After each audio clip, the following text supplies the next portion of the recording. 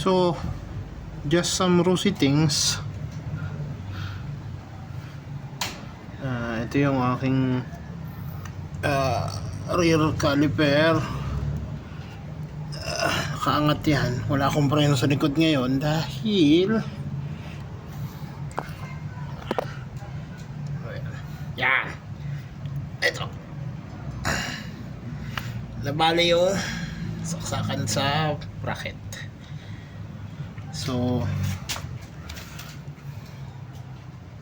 wala akong preno sa likod ngayon, kaangat lang siya.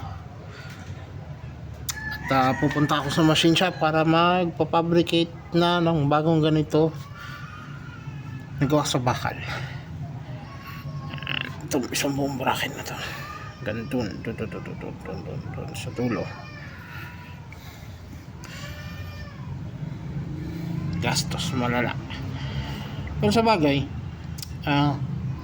halos 4 years old na rin naman itong aking Classic 250, kaya napapanahon na rin siguro. Sabayan ko na rin ang palit nito, baka pengkong na to, hindi ko lang na-check. Papalit na rin ako ng rotor. Ayun, yan lang naman. Hassle.